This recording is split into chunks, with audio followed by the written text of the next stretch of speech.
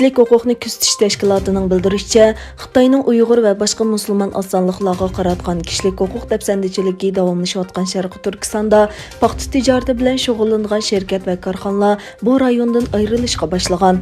Mazkur tashkilot 25 oktyabr e'lon qilgan bayonotda aytilishicha, paxta ishlab chiqarishning pasib ta'sirini azaytish va ma'lum shartlarga asosan paxta guvohnomasini tarqatish uchun qurilgan xalqaro yaxshi paxta tashabbusi tashkiloti oldingi hafta Sharqi Turkiston rayonidagi barliq faoliyatlarini to'xtatganligini e'lon qilgan. Mazkur tashkilot Uyg'urlar majburiy emgakka o'xshash ig'ir kishilik huquq dafsandichilikka uchrayotgan bu rayonning kun sari qabul qilinmaydigan xizmat muhitiga aylanganligini bildirgan. Mushuning o'xshash qarorlarning ilgari mustaqil iqtisodiy taftish shirkatlari va davlat markalar tarafidan chiqarilganligi tilga ilingan bayonotda oldin qayda keyin kechak shirkati HNMning bundan bir necha kundan keyin xalqaro iqtisodiy taftish va guvohnoma qatorliq sohalarda faoliyat qilgan 5 shirkat va korxonaning osonliq millatlarning majburiy emgakka qilinganligi sababidan Sharqi Turkistondan paxta ta'minlamaslik qarori chiqarganligi ta'kidlangan. Bayonotda shirkatlar kishilik huquqi daxl-taruz qilgan ta'minlash zanjirini kontrol qilishga va Birlashgan Davlatlar Tashkiloti savdo va kishilik huquq ko'rsatmasi bo'yicha oldini olish va hal qilishga chaqirilgan. Ammo buning rayonda tijorat qilayotgan shirkatlar uchun kun sari qiyinlashayotganligi ta'kidlangan.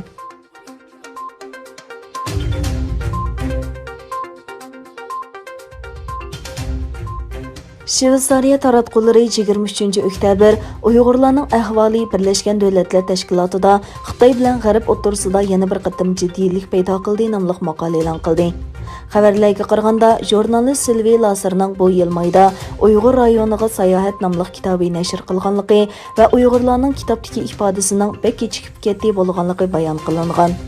Kitob avtori mundaq dedi: Guvohlik bergan Uyg'urlar menga Uyg'ur millatining yo'qolish girdobiga yetib qolganligini aytdi. Uning shohidlardan naql qilib aytishicha, Uyg'urlar hozir Sharqi Turkistondagi har qanday shaharning ko'chalarida nihoyat oz uchraydi ekan.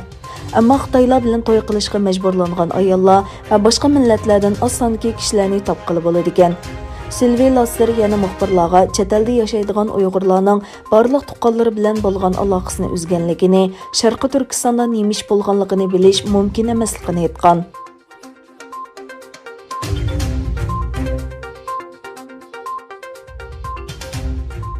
Yevropa Parlamentining a'zosi Yevropa Yeshillar partiyasining raisi Reinhard 23 oktyabr kuni Yevropa Parlamentining raisi va muavin raisiga birlashma ochiq maktub yo'llab, ularni Uyg'ur masalasida keskin tadbir olishga da'vat qildi. Reinhard apandining tor betida e'lon qilingan ochiq maktubga Yevropa Parlamentining 100 nafar a'zosi imzo qo'ygan bo'lib, uningda bir qism Yevropa shirkatlarining Uyg'ur diyoridagi majburiy emgakdan manfaat olayotganligi, Uyg'urlarni qul qilish badaliga ishga selayotgan bu xil majburiy emgak halqasini cheklash uchun Yevropa ittifoqining bu xil emgak mahsulotlarini Xitoydan import qilishga xotima berish lozimligi alohida ta'kidlangan. Maktubda navbatda millionlagan Uyg'urlarning lagerlarga qamli bo'lganligi, yana kelib Amerika hukumatı bu xil majburiy emgak mahsulotlarini import qilishni man'iy qilish haqida qaror olganligi eskartilib, Yevropa ittifoqining haqqoniyat sepidan o'rin olishi kerakligi o'tirg'a qo'yilgan.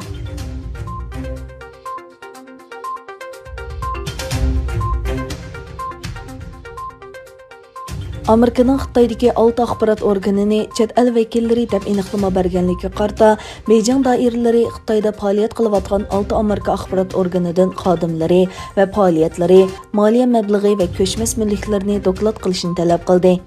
Xitoy Tashqi ishlar ministrligi bu vaqtdagi bayonotida Xitoy axborot vositalari Amerikada uchraydigan besimga qarshi bu qadamni besishga majbur dedi. Tashqi ishlar ministrligining bayonotida ABC televiziya kanali, Los Angeles vaqt gazeti, Minnesota ommaviy radio stansiyasi, Newsweek jurnali qatorliq axborot organlarining 7 kun ichida munosabatlik uqtirishni o'rinishi kerakligi o'tirg'a qo'yilgan. Beijing hukumatining bu qadami Amerika Tashqi ishlar ministri Mike Pompeoning 5 kun ilgari Amerikada faoliyat qilayotgan 5 Xitoy axborot vositasini chet el vakillari deb tasvirlagandan keyin aytildi. Chet el vakillari deb qaralgan Xitoy axborot vositalari ularning faoliyati va mol-mulklari haqida doklad berishga majbur bo'ladi.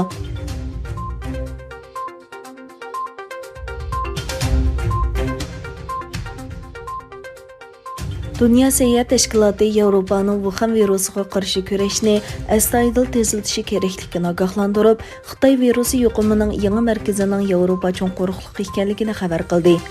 Dünya Səhiyyə Təşkilatı'nın baş direktori Ghebreyesus bu təşkilatның Shveysariyaning Jenevadagi bosh organida sin yig'ini orqali Dünya Səhiyyə Təşkilatı yuqum ahvoli mutaxassislari bilan ko'rishdi. Ghebreyesus oldin qatta dunyoning Wuhan virusi yuqum sonining eng yuqori chekka yetganligini aytdi. Shimoliy yarim shardagi nurg'un davlatlarda kasal va doktorxonada yetib davolanayotganlarning sonining kishini cho'chitadigan darajada ko'payayotganligini tilga olgan Ghebreyesus, bo'libmi Yevropa va Shimoliy Amerikada og'ir kasallarni ko'zish o'rinlarining tezlikda to'lib ketayotganligi to'g'risidagi uchurlarni oshkorladi.